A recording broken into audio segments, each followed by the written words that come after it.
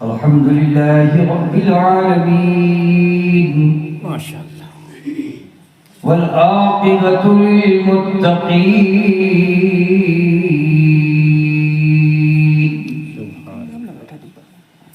والصلاة والسلام على سيد المرسلين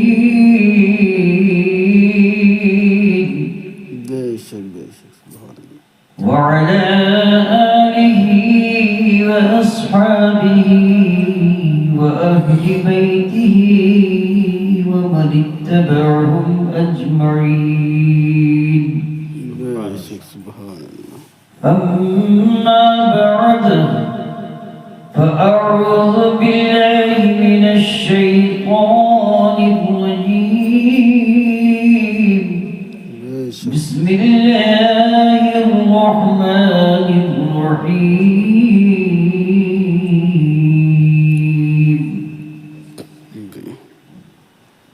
يا أيها الذين آمنوا اتقوا الله حق تقاته ولا تموتن إلا وأنتم مسلمون صدق الله العظيم سبحان الله وصدق رسوله النبي الأمين الكريم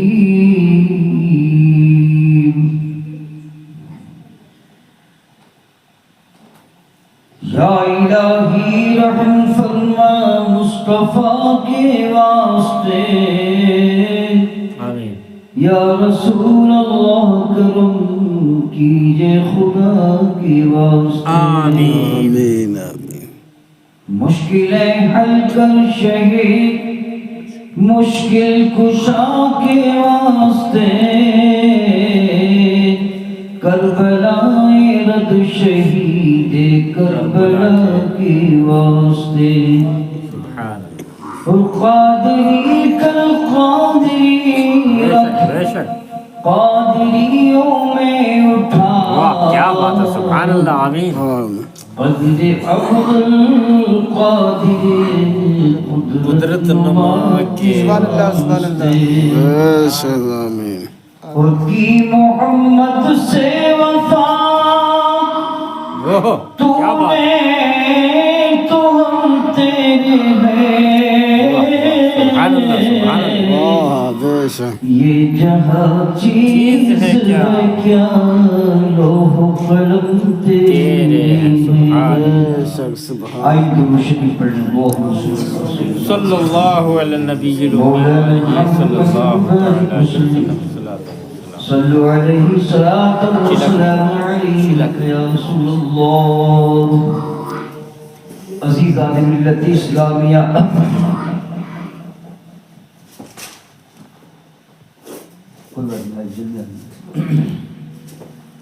خطبہ مشروعہ کے بعد میں نے اللہ تبارک و تعالیٰ کے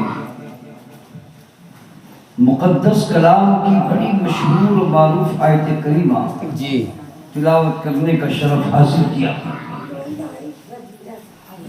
جس میں اللہ تبارک و تعالیٰ ارشاد فرماتا دیکھو ادھر ادھر توجہ مت رکھو زیادہ لمبی چوڑی بات نہیں جی تھوڑی سی سن لو آپ نے اپنے بزرگوں کے نام پر والدین کے نام پر اس محفل کو سجایا ہے اگر محبت ہے تو محبت سے سن لو جی اگر اپنے ماں باپ سے آپ باقی محبت کرتے ہو تو محبت سے سنو گے تو ان کی روح کو تسکین پہنچے گی جی بے شک ان کی روح قبر میں خوش ہوگی کہ ہم دنیا جو چھوڑ کر آئے ہیں اپنے گھر بار اپنے بچوں کو تو ہمارے بچے ہمارے لیے سارے ثواب محفل کر رہے ہیں ان کی روح خوش ہوگی ورنہ دنیا سے جانے کے بعد کون کس کو یاد کرتا ہے یہ تو دنیا بے وفا ہے سمجھے اللہ تبارک و تعالیٰ کا مقدس کلام جو کلام ربانی ہے اور یہ ایسا عظیم کلام ہے کہ اس کلام کا تو کوئی جواب ہی نہیں ہے اس کا نہ کوئی بدل ہے نہ کوئی نظیر ہے یہ وہ کلام عظیم ہے کہ اللہ تبارک و تعالیٰ نے 104 آسمانی کلام بندوں کی ہدایت کے لیے نازل فرمائے. بے شک بے شک. اور 104 کلاموں کا 104 کلاموں میں 103 کلاموں کا جز اس کے اندر ہے. بے شک بے شک. سبحان اللہ. تمام عنوانات، عناوین اور تمام موضوعات جو پچھلے کلاموں میں، جو اللہ نے توریت میں، زبور میں، انجیل میں، دیگر صحیفوں میں جو نازل فرمائے، وہ سب کے سب اللہ نے اس میں جمع فرمائے. بے شک. سبحان اللہ. اور یہ ایسا کلام ہے کہ ہر کلام کا قانون منسوخ ہو چکا ہے، مگر قسم خدا کی یہ کس کلام عظیم کا قانون صبح قیامت تک قائم ہے. بے شک. سبحان اللہ. سبحان اللہ. آپ مجھے بتائیں کہ اللہ کے کلام کے سوا اور کوئی بھی دنیا میں قانون ہے کسی کا؟ نہیں. توریت کا قانون منسوخ ہو چکا ہے، انجیل کا قانون منسوخ ہو چکا ہے، زبور کا قانون منسوخ ہو چکا ہے، مگر قسم خدا کی اللہ کے کلام کے قربان جائیے، عظمت قرآن کے قربان جائیے. یہ وہ مقدس کلام ہے، اس لیے اس کا قانون منسوخ نہیں ہوا ہے کہ جب آمنہ کا لال سیاہ لامکہ کی رسالت صبح قیامت تک ہے تو اس کلام کا قانون بھی قیامت تک ہے. بے شک. سبحان اللہ. سبحان اللہ. واہ کیا بات ہے. اب نہ کوئی رسول آئے گا اور نہ کوئی کلام صبح قیامت تک نازل ہونے والا ہے. بے شک. سبحان اللہ. بے شک. عزیزان گرامی، اللہ کے پیارے حبیب صلی اللہ علیہ وآلہ وسلم دنیا میں تشریف لائے. غور کیجئے گا توجہ کے ساتھ. اور حضور علیہ السلام پر اللہ نے یہ مکمل کلام نازل فرمایا، اور اس کلام کے جو جو احکام ہیں، جو جو فرامین ہیں، اور جو جو بھی امور ہیں، چاہے وہ امور ظاہر ہوں یا امور باطن ہوں، وہ سب کے سب اللہ کے حبیب نے کھلے طور پر، بالکل مبین طور پر اپنے تمام مسلمانوں کو، صحابہ کو اور صبح قیامت تک کے لیے تمام مسلمانوں کو عطا فرمایا. واہ بے شک. سبحان اللہ. سبحان اللہ. سبحان اللہ. یہ کیا بات ہے. براہ راست کلام عظیم کو سمجھنا مشکل تھا، بلکہ یوں کہا جائے کہ براہ راست کلام عظیم نازل ہونے کے لیے کوئی جگہ ہی نہیں تھی سوائے مصطفیٰ کے سینے کی. سبحان اللہ. سبحان اللہ. حق بات. یہ وہ مقدس کلام ہے مسلمانوں، قسم خدا کی نہ کوئی پہاڑ اس کو برداشت کر سکتا تھا، نہ کوئی مضبوط سے مضبوط جگہ اس کو برداشت کر سکتی تھی، جی. نہ کوئی بڑے سے بڑا فلسفی اور دانشور اس کو برداشت کر سکتا تھا. اللہ نے اس کو نازل کرنے کے لیے اپنے حبیب کے سینے کو منتخب فرما دیا. بے شک. سبحان اللہ. سبحان اللہ. بے شک.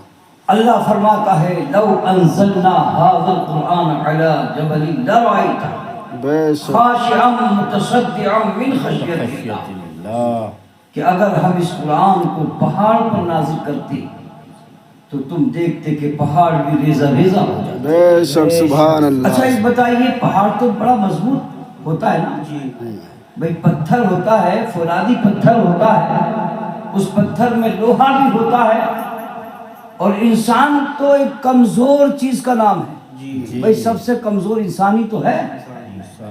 مطلب یہ کہ یہ تمام مٹی، پتھر، مکان، جتنی بھی چیزیں ہیں سب انسان سے مضبوط ہیں بظاہر. اگر انسان کے اوپر یہ تو خدا نہ کرے ہم بیٹھے ہیں، اگر کوئی اینٹ نکل کے پرنٹر سے گر جائے تو انسان مر جائے گا. نہیں مر جائے گا. انسان کی حیثیت کیا ہے؟ کمزور ہے، کمزور. بہت نازک چیز ہے انسان. اور اللہ فرماتا ہے کہ اگر ہم قرآن کو پہاڑوں پر نازل کرتے تو پہاڑ بھی اس کو برداشت نہیں کر سکتے تھے. بے شک بے شک. مگر غور کریں مصطفیٰ جان رحمت صلی اللہ علیہ وسلم کا سینہ مبارک پہاڑوں سے کہیں زیادہ مضبوط ہے. بے شک بے شک. فولاد سے کہیں زیادہ مضبوط ہے. جو کلام کو نازل ہونے کے بعد جب کوئی چیز برداشت نہ کر سکے اللہ کے کلام کو تو وہ مصطفیٰ جان رحمت السلام کا سینہ مبارک. بے شک. سبحان اللہ سبحان. تو اللہ فرماتا ہے کہ یہ وہ کلام عظیم ہے کہ اس کلام کو سمجھانے کے لیے دنیا میں پوری کائنات میں اگر کسی شخصیت کو میں نے چنا ہے اللہ فرماتا ہے تو وہ میرے محبوب کی ذات ہے. بے شک. سبحان اللہ سبحان اللہ. 70,000 معنی ایک ایک آیت کے ایک ایک حرف کے. ہم تو صرف پڑھ لیتے ہیں قل هو اللہ احد اللہ الصمد لم یلد ولم یولد ولم یکن لہ کفوا احد.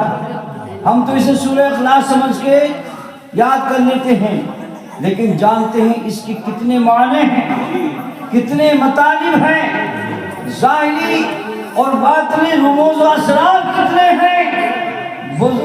بزرگان دین فرماتے ہیں کہ ایک ایک آیت کے 70,000 معنی.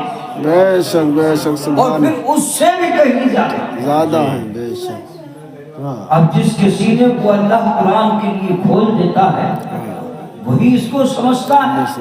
بے شک. اور قرآن ایک ایسا سمندر ہے, ایک ایسا گہرا سمندر ہے کہ اس کے اندر جو موتی نکالنے کی جو صلاحیت رکھتا ہے وہی رکھتا ہے جس کو اللہ اپنے فضل سے مالا مال فرماتا ہے. بے شک. سبحان اللہ. علم و حکمت کے نایاب موتی جیسے سمندر کے اندر لال و گوہر ہوتے ہیں, جواہرات ہوتے ہیں, بڑے بڑے قیمتی نایاب موتی کہاں سے نکلتے ہیں؟ بھئی مرجان ہے, یاقوت ہے, لؤلؤ ہے, طرح طرح کے یہ جو موتی ہوتے ہیں یہ سمندر کے اندر ہوتے ہیں. اب ہر کوئی سمندر کے اندر موتی نہیں نکال سکتا لیکن جس کو جو حقیقی معنی میں اس کا فن رکھتا ہے وہ اس فن کا ماہر ہوتا ہے تو وہی ایسے موتیوں کو نکال کے لاتا ہے. جس کے سینوں کو اللہ علم و حکمت سے کھول دیتا ہے وہی قرآن میں ایسے موتی نکالتا ہے اور موتی نکالنے کے بعد اللہ تعالیٰ اس کے اور سینوں کو کھول دیتا ہے. نعرہ تکبیر, نعرہ رسالت, مسلک اعلی حضرت, عظمت قرآن, مولانا ذوالفقار احمد صاحب قبلہ, نعرہ تکبیر. حضرت کیا بات ہے ماشاءاللہ عبد الکریم صاحب. حضرت عبداللہ ابن عباس رضی اللہ تعالیٰ عنہ فرماتے ہیں کہ نبی پاک صلی اللہ علیہ وآلہ وسلم کی نگاہیں با کمال اور آپ کی محبتوں سے اللہ نے مجھے قرآن پڑھنے کا, سمجھنے کا, سیکھنے کا جو علم عطا کیا اللہ نے اپنے محبوب کے تحفے تو ایسا عطا کیا کہ جب اگر میری اونٹ کی رسی بھی گم جاتی ہے تو میں اللہ کے کلام کھول کر اس کو تلاش کر لیتا. بے شک. سبحان اللہ سبحان. آپ ذرا غور تو کریں ہر مسئلے کا حل قرآن میں ہے. بھائی کون سا مسئلہ ایسا ہے جس جو قرآن میں موجود نہیں ہے؟ لیکن عزیزان ملت اسلامیہ اور یہ بھی آپ یاد رکھیں جو بندہ قرآن کا جتنا ادب کرتا ہے اس کے سینے میں اللہ اتنا ہی کلام مقدس کو محفوظ فرما دیتا ہے. سبحان اللہ سبحان اللہ. مجھے وہ بات یاد آ رہی ہے حضرت بشر حافی. جی بشر حافی. حضرت بشر حافی ایک عام آدمی تھے, معمولی آدمی تھے جی. کوئی غیر معمولی نہیں تھے اور ان کے اندر دنیاوی بہت سے ایسے معاملات تھے یعنی یہاں تک کہ وہ شراب نوشی بھی کیا کرتے تھے, یہاں تک بھی کتابوں میں لکھا ہے. اور ایک روز چونکہ شراب کی لت تھی پڑی ہوئی، اللہ تعالی ہمیں آپ سب کو اس حرام چیز سے، حرام شے سے محفوظ و معمول فرمائے، اور ہر مسلم نوجوان کو اللہ تبارک و تعالی ہمیں بچنے اور بچانے کی توفیق رحمت فرمائے۔ ایک روز میں خانے میں جا رہی تھی، میں خانے کی طرف جا رہی تھی، گھر سے نکل کر۔ دیکھیے اگر آپ کو پروگرام نہیں سننا ہے خاموش بیٹھیں، اصل میں باتوں سے ہمیں خلل ہو رہی تھی، آپ بیٹھے ذرا خاموش ہو، کوئی بات نہیں، خاموش ہو۔ دیکھیے اب جب کسی بندے کو اللہ توبہ کی توفیق عطا فرماتا ہے تو پھر اس کے ویسے ہی اسباب بھی بنا دیتا ہے۔ بے شک بے شک۔ مثال کے طور پر آپ گناہ کر رہے ہیں، میں گناہ کر رہا ہوں، گناہ کرتے کرتے ایک دن ایسا رب کا فضل ہوتا ہے کہ احساس پیدا ہو جاتا ہے کہ یار واقعی میں غلط کر رہا ہوں، مجھے ایسا نہیں کرنا چاہیے۔ اور ایک دن ایسا بھی ہوگا کہ بندہ جب عمل کرنے کے لائق ہو جائے گا تو پھر اللہ تبارک و تعالی اپنا خوف اس کے دل میں پیدا ہوگا۔ بے شک، سبحان اللہ سبحان اللہ۔ حضرت بشر حافظ جا رہے تھے میں خانے میں، اب میں خانہ تو آپ جانتے ہی بھائی جہاں پر شراب پی جاتی ہے اس کو میں خانہ، میں مانے شراب، خانہ مانے گھر، یعنی شراب گھر۔ شراب گھر جا رہے تھے، راستے میں اللہ کے کلام کی آیت کا لکھا ہوا ایک کاغذ کا پرزہ ملا۔ بے شک بے شک۔ اس کاغذ کے پرزے پر نگاہ پڑ گئی، آپ ٹھہر گئے، اور ٹھہر جاتے ہیں۔ ٹھہرنے کے بعد آپ نے اس پرزے کو اٹھا کر، اس کاغذ کے ٹکڑے پر گرد و غبار جمی ہوئی تھی، آپ نے اس کو صاف کیا، ایک کپڑے سے صاف کر کے آپ نے اس کو جیب میں رکھا۔ اب آپ دیکھیے اللہ کا کلام پاک ہے کہ نہیں؟ اللہ کا کلام پاک ہے اور شراب ناپاک ہے۔ اب جس کے سینے سے قرآن ٹچ ہو جائے، جس کے سینے سے قرآن نس ہو جائے اور وہ حرام کام کی طرف جائے، ایسا ہو ہی نہیں سکتا۔ یہ خدا کی رحمت کو گوارا ہے ہی نہیں۔ فوراً دل میں خیال آیا کہ اب میں خانے نہیں جاؤں گا، اپنے گھر جا کر میں اللہ کے کلام کو صاف کر کے بحفاظت کروں۔ بے شک، سبحان اللہ سبحان اللہ۔ واہ، میں خانے نہیں جاؤں گا۔ اب دیکھیے دل کی کیفیت کو کون بدلتا ہے؟ دل کے حالات کو کون بدلتا ہے؟ دماغ کی فہم و فراست کو کون بدلتا ہے؟ ہماری آپ کے دماغ کی سوچ کو صرف اللہ بدلتا ہے، ہمارے ارادوں کو اللہ بدلتا ہے۔ ہمارے دل و دماغ میں جو بھی چیز پیدا ہوتی ہے اچھی، دو چیزیں ہیں، دو پہلو ہیں، ایک اچھی اور ایک بری۔ بری شے، برے خیالات شیطان کی طرف سے ہیں اور اچھے خیالات رحمان کی طرف سے ہیں۔ جب کوئی اچھی شے پیدا ہوتی ہے، اچھی بات پیدا ہوتی ہے تو رب کا کرم ہوتا ہے، اور جب بری بات پیدا ہوتی ہے تو شیطان تم پر حملہ کرتا ہے۔ بے شک بے شک۔ اب اگر عقل مند ہو تو سمجھ لو، مان لو حکم نماز پڑھنے کے لیے وقت ہو گیا اور آپ کا دل یہ کہہ رہا ہے، خواہش یہ ہو رہی ہے کہ بھئی لیٹ جا، ٹھنڈ ہو رہی ہے، وضو کروں گا ٹھنڈ لگے گی، کوئی بات نہیں ہے پھر پڑھ لوں گا، تو یہ کون کہہ رہا ہے آپ سے؟ شیطان۔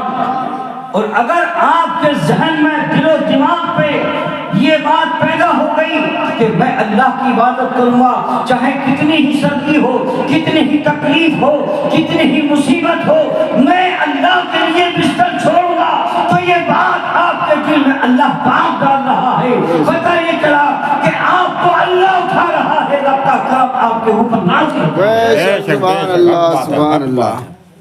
یہ اگر عقل مند ہے آپ تو سمجھ لیں گے جو بھی اچھا کام کریں گے وہ اپنے پروردگار کے حکم سے اور منشا اور مرضی سے ہے، اور جب کوئی برا کام کرتا ہے انسان یا مسلمان تو سمجھو وہ شیطان کی طرف سے ہے۔ اب ظاہر سی بات ہے انہوں نے گھر جانے کے بعد اللہ کے کلام کو صاف کیا، اس پر عطر لگایا یعنی خوشبو میں ملبوس کیا، اور جب خوشبو سے معطر کیا اپنے سر پہ رکھ لیا، سینے سے لگا لیا اور اپنے گھر کے ایک طاق میں باحفاظت اوپر اونچا کر کے رکھ دیا۔ سبحان اللہ۔